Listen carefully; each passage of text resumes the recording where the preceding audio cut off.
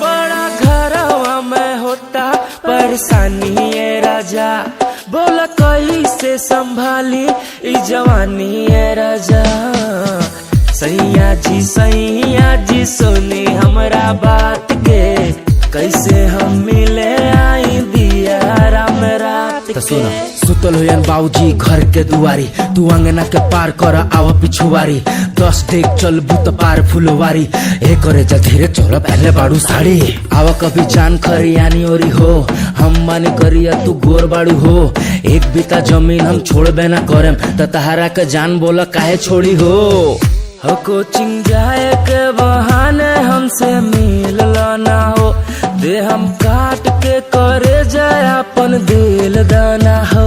ना देव जा तू अमर पाली हमके सारी लगी दाढ़ी में, ए मोर करे जा, ए मोर करे जा, तू तो निक लगेलू साड़ी में।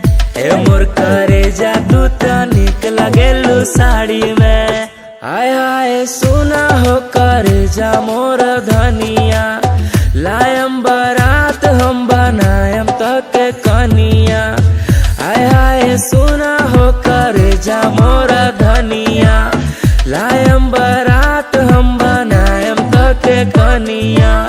साइकिल पर घुमा का रखल बाटे गाड़ी में, ए मोर करे जा, तू तो निक लगेलू साड़ी में।